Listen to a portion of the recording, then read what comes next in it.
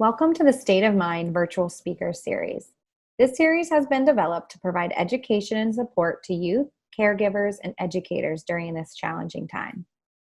This series is a collaboration between two local nonprofits, 1 in 5 and MindPeace, and various community mental health partners. We're glad you're here to educate yourself and to learn how to keep your brain in a healthy state of mind. Hello there, and thanks for joining me today for this State of Mind speaker series presentation that's being brought to you by 1 in 5 and MindPeace.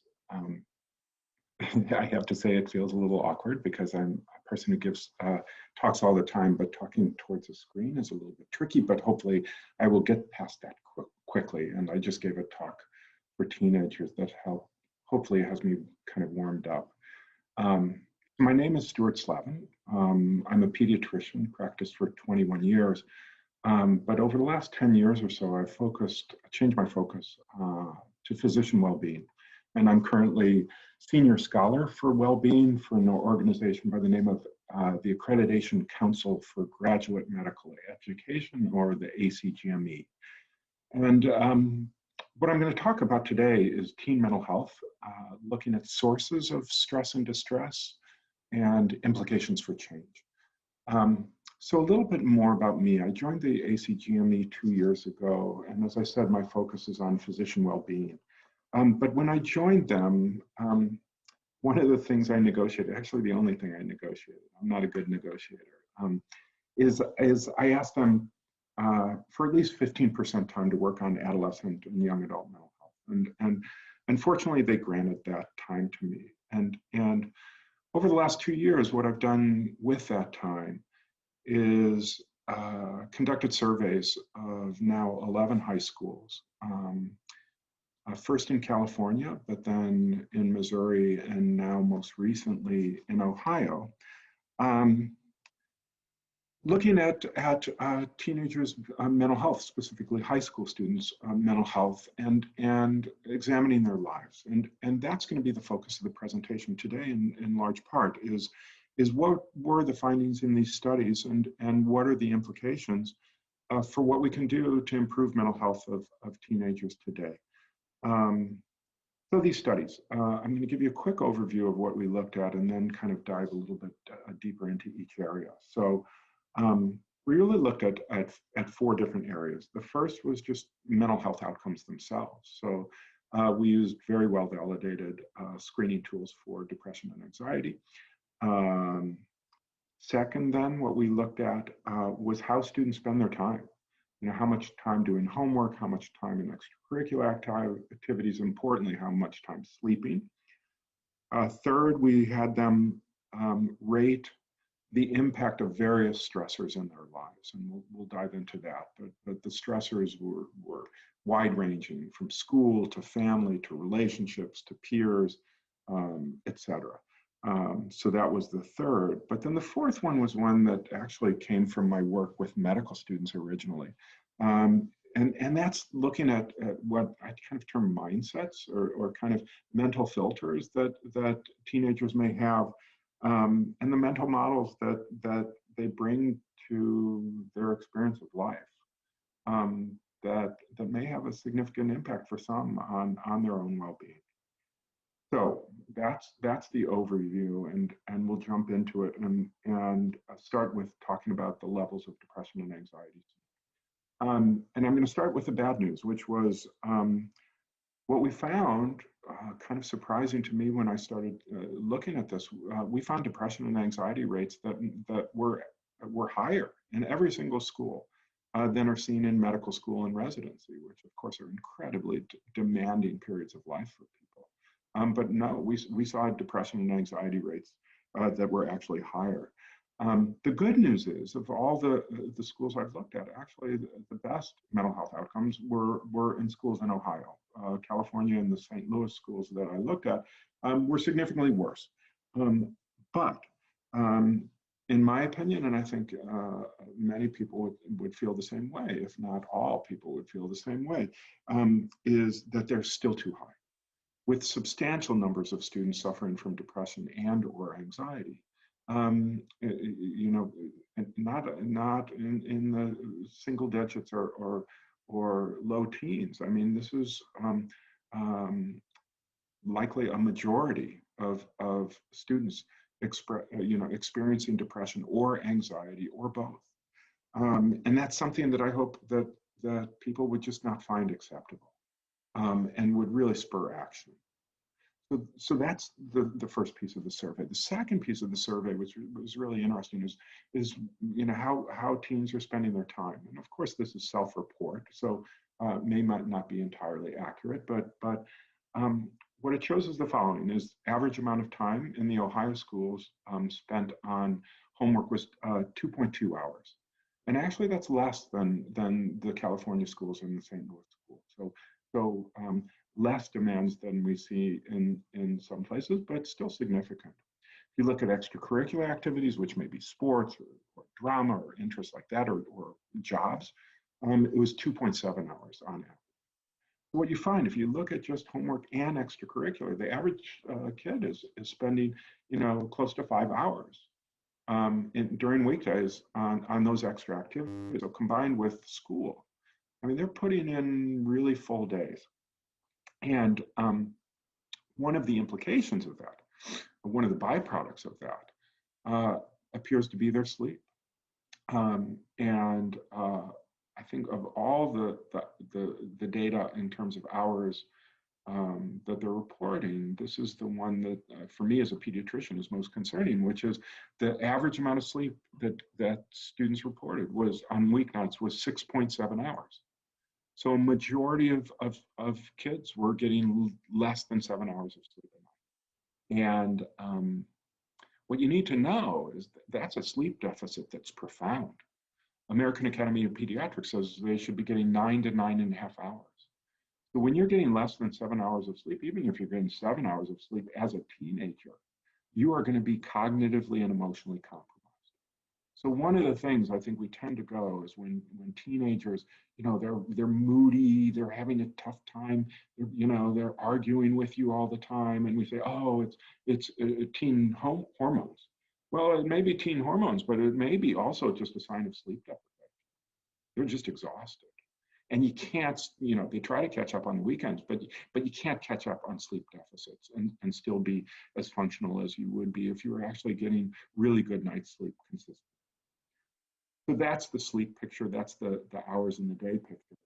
Let's turn our attention to the stressors. What are the stressors that they're feeling, and what are the biggest ones in their lives? So we asked them probably about 30 stressors, and it was different aspects of school, right? So, the amount of homework, competition for grades, pressure to get into a good college, sources of pressure from individuals, from parents, from teachers, et cetera. More socially based ones, do they feel ignored or excluded by friends? Are they being bullied or cyberbullied? And then family relationships, we're difficulty with relationships with family members, or family circumstances that are causing distress, economic issues, things like that could be causing problems, illness in a family member. And the findings were really striking. And what we found was the following.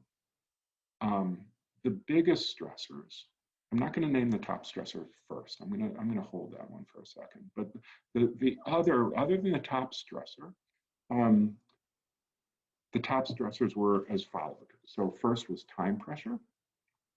Second was pressure to get into a good college. Third was pressure to not disappoint my parents, which was actually very interesting. It wasn't pressure from parents. It was pressure to not disappoint parents. The amount of material I need to learn, the amount of homework, fear of failing a course, fear of failing an exam. And I think what's most striking about those is they're all school related. They're all school related. And what was kind of most remarkable and most striking, as I said, I didn't say what the number one stressor. The number one stressor was pressure from self. So what what kids are doing, what teens are doing, is they're absorbing all of these messages that are coming at them from the environment, um, from the culture related to school. And they're internalizing it so that the biggest source of pressure and stress is from themselves. And it's significant. It's significant. These are not inconsequential stresses. I mean, if their mental health was great, I wouldn't be so worried about it. And what you need to realize is a little stress, a little pressure is fine, but the pressure they're facing is enormous. And I have to say, my sense is it's getting worse and worse and worse. Over the last 10 years, I think we've seen an acceleration of this. And what I also have to say is that I think a lot of people who are responsible for placing that pressure on the kids, whether it's teachers, coaches, parents, et cetera, are doing it from a space that they want what's best for their kids. But what we have to realize is that pressure itself is actually likely causing significant damage to their mental health. Interesting. The lowest stressors, and it doesn't mean that some individuals aren't disturbed by these things or stressed by these things. But if you look at the population, these were the lowest rated stressors. Social media, low rated stressor. Feeling bullied or cyberbullied, low rated stressor. So there's a narrative out there, if we could just get kids off their iPhones and off the video games and off Snapchat and Instagram, they'd be fine. No, it's not. Not at least if you ask the kids themselves. It's school and school culture which is creating it. And as I say that, one of the things is to say, like, I'm not pointing blame at anybody, because we've all built this culture. And sometimes when I work with schools, it's like everybody wants to point fingers. The teachers say, it's the helicopter parents, and the parents go, it's the unreasonable teachers. No, we all have to own our part of it in some sense. And the only way we're going to dismantle is if we work together on this problem. The last aspect of the survey, and really this was a focus of the talk that I just prepared for the teenagers themselves, is kind of these mental models and mindsets. And we actually measured those, and I'll tell you a little bit about what we found. What we found is just really relentless comparison to others, and a sense that you only feel good about yourself if you're doing better than others. So that's number one. The second one is perfectionism, and that is just really widespread. Is kids in all of these different schools have very high standards for themselves. And what we found is that there's something called maladaptive perfectionism, which means always feeling like what you're doing is not good enough, like not measuring up. And it's actually something that we can measure, and we actually measured in the survey. And we found very high rates of this maladaptive perfectionism.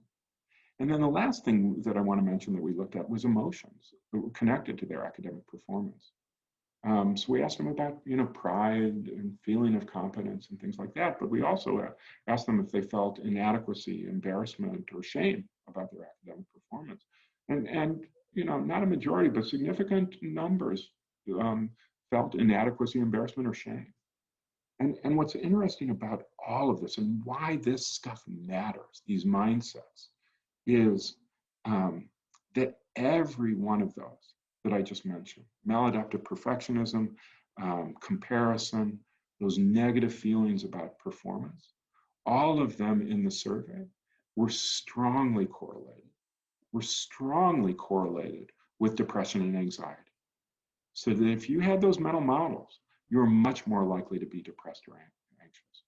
Now, we can't prove causation, right? All we can say is correlation, that these two kind of travel together. But it's hard not to think that if you're perfectionistic, if you're comparing yourself to somebody all the time, that is not going to contribute to depression and anxiety. What's a little tricky, though, at least for depression especially, and probably for anxiety as well, there's also this positive feedback loop that as you get more depressed, you're thinking about your self-worth, et cetera, suffers, and there's this kind of positive feedback loop that kind of reinforces these whole things, and can actually make your depression even worse. So what I've described is frankly a pretty disturbing picture. And as a pediatrician, I have to say that it causes me pain to see it. And a little more history about myself. My daughters were both injured. They're young adults now, and they're doing well now, but they were injured in the process of their education. I was actually on the school board, and I pushed them to change, and I failed. I failed. I lost the battle, but what I said is, like, I may have lost that battle, but I'm not going to give up the fight. And so I continue to work on this issue, and hopefully we'll start seeing change across the country, because it's desperately needed. So the question is, what can we do about it? And what I think is striking for me is, I don't think it has to be too difficult. And it's really informed by work that I did at St. Louis University School of Medicine, where I was a curriculum dean back in the early 2000s, and started on a project where basically we saw mental health of our med students was hugely problematic. And we started a really simple approach, which was kind of what I think we should be doing with teenagers in high school, is we just reduced demands. We cut back on curricular time. We cut back on curricular content, about 10% for each. So it wasn't like we slashed it. We freed up time for them, and lowered the expectations in terms of just how much information that they would be expected to absorb. And then the others, we had a really brief resilience curriculum. An hour and a half in the first year was basically it, and with a little reinforcement in the subsequent 3 years. So it wasn't a huge, massive resilience curriculum, but what was intriguing about it is just those changes, essentially. I mean, there were some modest changes beyond, but those changes reduced depression and anxiety rate by 80 to 90%.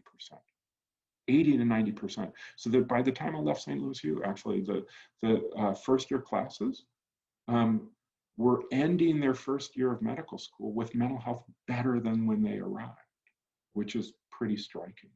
Their depression rates dropped from like 30% down to 6%. Their anxiety rates dropped from 60% down to 15%. I mean, not only were they avoiding mental health problems, they were flourishing. And I really do believe the same is possible. So one of the most important things we can do is like reduce the pressure, reduce the time demands. And what's striking about that, everybody's afraid, oh, if you reduce the time demands, the content, if we teach them less, they'll actually, their performance will suffer. I think the sweetest part of what my work at St. Louis U was, it wasn't just mental health that improved. Their academic performance improved as well. Their performance on the national board exam that everyone takes actually went up, and their failure rate dropped. And people were surprised. Oh, how can you cut content and have people's performance actually improve? Well, if you're depressed or anxious, you're not going to be very effective with your learning. And actually, the idea that the more we teach, the more they'll learn is just not the case. If you have kids that are in really pressured environments, they'll learn something for a Friday, but like, they'll stuff the information into their brain, but 3 months later, a lot of it's gone. So I think we can cut back and actually in high school, and not only improve mental health, I think we can actually improve academic performance. So that's number one. The second thing that we need to do, that I was really talking in my previous talk to the teenagers about, was giving them some resilience skills so that they can manage these mindsets in ways that are just more accurate and more functional, so that they aren't beating up on themselves all the time. And underlying all of this, frankly, is this kind of relentless pursuit, I think, of the elite college or the good college. And one thing that you need to know as parents and teachers, administrators, coaches, et cetera, is the evidence that supports the idea that the more elite the college is that you go to, the greater the likelihood of success is just that the evidence of that is just scant to non-existent. And so there's a great book actually by Frank Bruni called Where You Go Is Not Who You'll Be, that really goes through the evidence to say, no, you know, the college you go to isn't as nearly as important as what you bring to it, who you are. That's going to define your success. So what I think is fueling a lot of this push is this idea on the part of parents and kids that, oh my gosh, I better get my kid into the best college possible, or their life is going to be forever compromised. And it's just a myth, an absolute myth. So read that book if you can. Frank Bruni, again, Bruni, available, you know, anywhere. So this is primarily an environmental problem. We also have to help them with the mindsets. And honestly, you as parents, teachers, etc., I think would benefit from knowing what those mindsets are, and then how to talk to the kids you care about in a way that can help them work within those mindsets, change their mindsets so that they're not so distressing, so that they aren't feeling these profound levels of shame, embarrassment, or inadequacy about themselves, so that they aren't viewing their academic performance as their identity. And that's going to be actually the focus of a webcast that I'm going to be doing in late October. So if you find this helpful, tune in for that one as well. I think that's it. The message is simple. And ultimately, it's even though I think it's a difficult place we're all in, it hasn't been made easier with COVID and everything else going on in this country. But I really do believe change is possible. But I also believe there's kind of a moral imperative to do something about this and not, I mean, the status quo to me is just unacceptable. So my hope is that schools in Ohio will really step up and implement real change to help kids. So thanks for spending time with me today. I'm sure your lives are incredibly busy as well, and that you took the time to listen to this. I really appreciate it. Be sure to visit the 1 in 5 and MindPeace websites. There are other great resources available there and more state of mind videos. So continue to explore this world, and best of luck with your kids in these challenging times. Take care. Thanks.